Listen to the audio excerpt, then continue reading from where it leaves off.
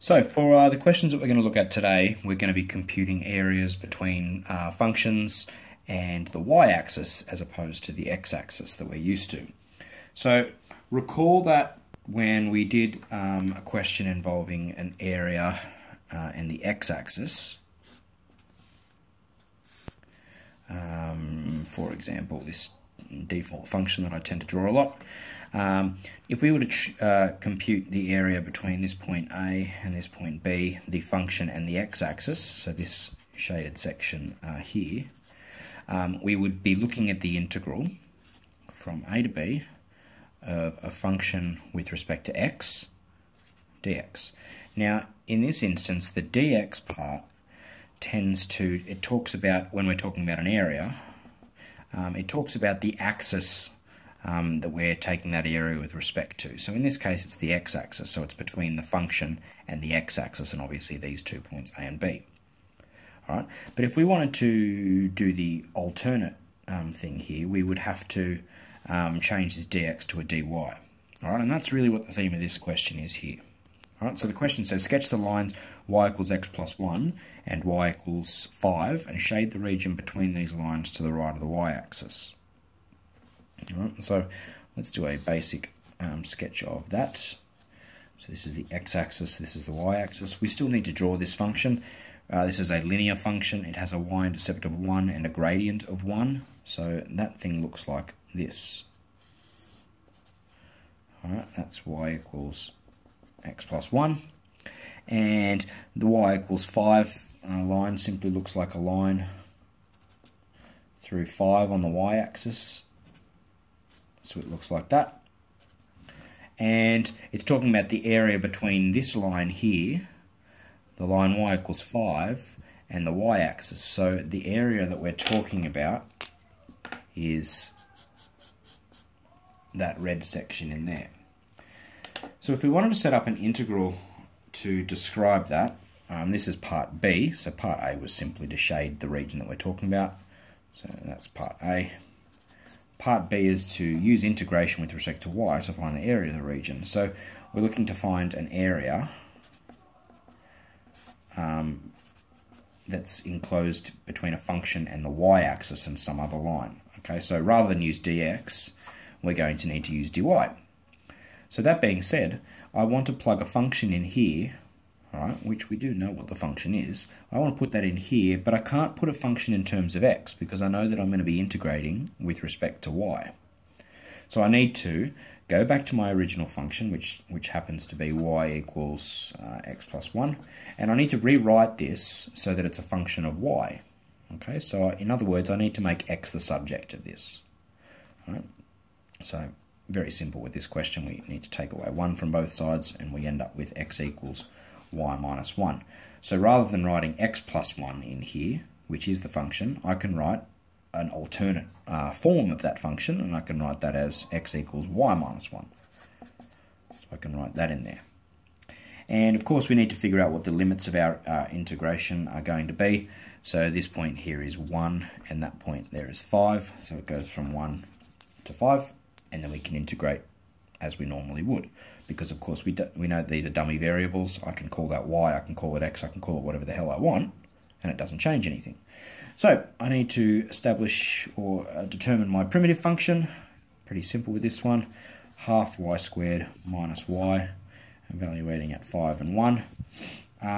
Another note, in terms of our positive and negative areas, with our x1, remember we found that areas that were below, regions that were below the x-axis, all right, they gave us a negative value, which we needed to give it an absolute value in order to make that positive, since we're talking about area. Equivalently with y-axis situations, if it's to the right, so in the positive x direction, if it's to the right of the y-axis, then it's a positive area. If it's to the left, it's a negative area. So in this case, the red section is going to return a positive value. The green section is going to return a negative value. So continuing with this question, we now need to plug 5 in. We get 5 squared is 25, so this will be 25 over 2 minus 5. minus, when I chuck 1 in, I get a half minus 1. All right, and then you would use your calculator to finish this question off. So we've got 25 over 2. Let's do this out. It is 25 over 2 minus 5 minus a half minus 1. And equals, and we get 8. And of course, because this is a physical area, we need to write units squared.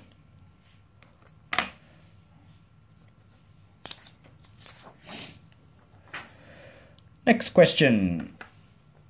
So, this one says, the curve in the diagram below is the cubic y equals x cubed. Use integration with respect to y to find A, the area of the shaded regions to the right and left of the y-axis, and the total area of the two shaded regions. Now, it hasn't been shaded in yet, but the regions that we are talking about, and some other information that we're going to require, is that this here is the line y equals 8. This is the line y equals minus 3. This obviously is the cubic, y equals x cubed. And the regions that we're going to be determining are this red shaded region and this green shaded region. Additionally, this is the x-axis and this is the y-axis. So we're going to have to compute two separate parts of the two separate regions here, and then add the two together. The green section is going to return a negative area. The red section is going to do a positive area. So let's do the red section first. So again, we're going to be computing, I'll call this one area 1. We're going to be computing an integral with respect to y. So I can't just go and plug x cubed here, even though that is the function. I need to rearrange this so that y is the subject, x is the subject of the thing. So what we need to do is take the cube root of both sides, and what I'll end up with is x equals the cube root of y. And that's what's going to go in here, the cube root of y. However, we can't really do any integration when it's in surd form, so another way of writing the cube root of y is to simply write it as y to the power of 1/3.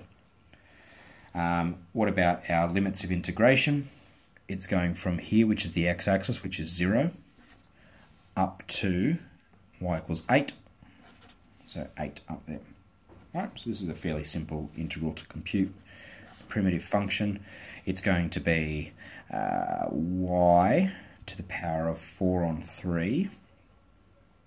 Y to the power of 4 on 3. And there's going to be a 1 over 4 on 3 out the front, and when we do 1 over any fraction, we just take the reciprocal, so that will be 3/4. 8 and 0. And now we just need to plug some information into that. So before we do that, we may as well put it back into surd form, because we're going to want an exact answer here, and surd form makes that a bit nicer, a bit easier. So we've got 3 on 4. The denominator of the index determines the type of root, so it's a cube root of y to the power of 4, 8 and 0. And so when I plug all that in, I get, when I plug 8 in, when I plug 0 in, just notice of course that this is all going to become 0, so I'm not really going to worry about doing that part. So when I plug 8 in, I get 3 on 4 times the cube root of 8 to the power of 4. Now let's see if we can simplify that down a bit. 8 to the power of 4 is equal to 4096, and let's see if we cube root that. Cube root of 4096, which was that, turns out to be 16, so that actually works out really nicely. So we've got 3 on 4 times 16, so 3 on 4 times 16. And if we were to tidy that up, we get 3 on 4 times 16, we get 12. Okay, so 12 units squared for the area of the red section. What about the green section? The green section, again, we're going to be using this same function. All right, we've already done we've already changed it into this y form. So area 2 for the green part, we go from -3 to 0 of y to the power of 1/3 with respect to y. And this primitive function again is the same thing, and I can just skip straight to this. 3/4 cube root of y to the power of 4, 0 and -3. Now, if I plug 0 in to this, I get nothing.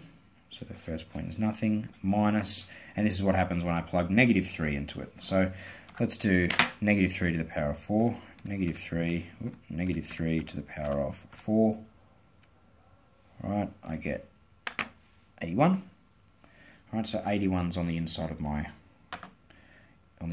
surd, so I get 3/4 the cube root of 81, and the cube root of 81 happens to be is it 3? No, it's 27. Actually, this one doesn't have a nice answer, does it? Cube root of 81. It's not nice, so we just leave it in that format there. So we get, in this case, it's minus 3/4 cube root of 81. And of course, we're talking about an area here, so it needs to have an absolute value, and we end up with a value of 3/4 times the cube root of 81.